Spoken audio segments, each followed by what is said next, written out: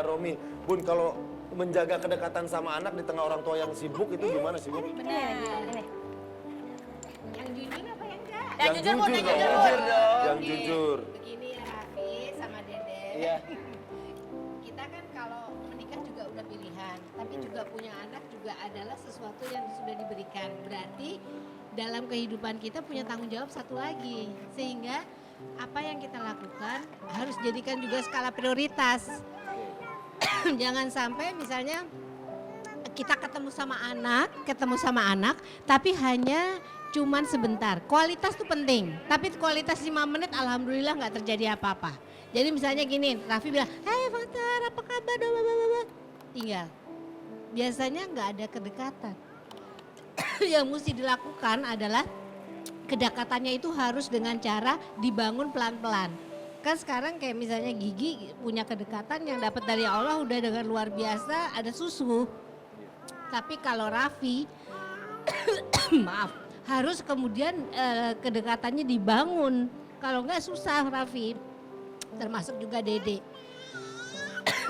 Jadi harus disiasati ya Bunda, karena mereka adalah orang-orang yang sibuk, mungkin waktunya dikit gitu kali ya. Iya. Oke. Berarti kalau ayah tuh gendong, main, bercanda Iya, gitu ya? jadi nggak mungkin kedekatan hanya dibangun dalam waktu 5 menit. Oh iya. Jadi kalau orang bilang yang penting kualitas, iya tapi kualitas itu seperti apa?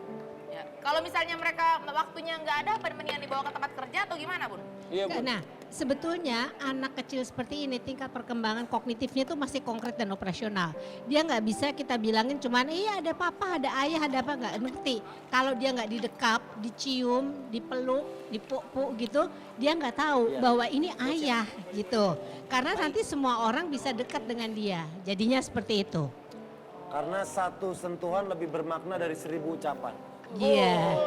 Nanti kalau dia sudah berkembang lebih besar, tingkat perkembangan kognitifnya sudah bisa ada yang abstraknya, kemungkinan kalau kita ceritakan dia sudah memahami. Tetapi saat ini yang paling hebat, yang paling oke kalau kita bersentuhan dengan dia, dia rasakan yang namanya attachment itu seperti apa. Kayak gitu. Jadi memang skala prioritas harus ada Dede sama Raffi. Jadi apapun yang kita lakukan, kita mesti lihat juga bahwa ada waktu porsi untuk anak yang kita berikan. Jreng-jreng. Ada yang mau nanya nggak nih mumpung Bunda ada di sini? Konsultasi. Misalnya sebelum berangkat syuting sempetin atau pas pulang Iya. sebelum misalnya belum tidur gitu Bun ya? Iya, tapi kalau anak dalam keadaan tidur, memang kalaupun kita dekati, itu attachmentnya nggak terasa karena dia kan sedang tidak ada. Iya, jadi pada waktu dia dan kalau dia lagi mulai ngantuk-ngantuk juga kayaknya tidak terlalu terasa. Jadi pada waktu dia seger, dia kemudian kita ajak main, kita ibaratnya kita sayang, betul-betul kelihatan yang sayangnya tuh kita rasakan dan dia juga rasakan. Karena kalau orang besar kita tahu misalnya oh dia perhatian sama saya dengan SMS atau apa gitu. Tapi anak nggak akan bisa tahu itu. Dia akan tahu kalau orang tuanya ada itu kalau misalnya dua-duanya betul-betul memang ada attachmentnya dengan dia gitu. Tapi kalau lagi tidur dibangunin terus kita ajak main gimana? Jangan deh. Oh jangan ya? Ntar dia timpuk kamu.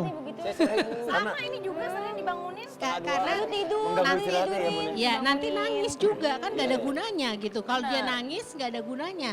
Terus kemudian dia jadi nggak ngelihat attachment itu. Pada saat dia tidak keadaannya betul-betul sadar, justru malah kita harus ada attachmentnya. Nah kadang-kadang mungkin kalau tadi ditanya apa dibawa ke tempat syuting apa tidak. Kalau memungkinkan, situasinya memungkinkan akan jauh lebih baik. Iya kan? Wah dia. Lagian kalau udah malam jangan bangunin anaknya nangis. Mendingan bangunin ibunya pasti nggak nangis. pulang langsung bangunin ibunya. Dibikinin kopi. Bikinin kopi, bikin makan. Ya benar. Makanya boleh bangunin, anaknya jangan. Makanya jangan tuh Kak Dede. Jangan juga Iya, Gi. dibangunin. Bedanya kalau misalnya, kan katanya kan attachment itu bisa dibangun setelah umur 2 tahun juga bisa kan. Apa bedanya kalau misalnya attachment dengan bapak itu yang sibuk ini tuh dibangun semenjak dini sama yang nanti gitu? Jadi gini, anak itu berkembang dari faktor nature and nurture. Nature itu apa? Genetik, segala sesuatu yang dari Tuhan. Udah terberi. Tapi nurture itu lingkungan. Nah kalau lingkungannya hanya baru mulainya di 2 tahun, pasti akan berbeda.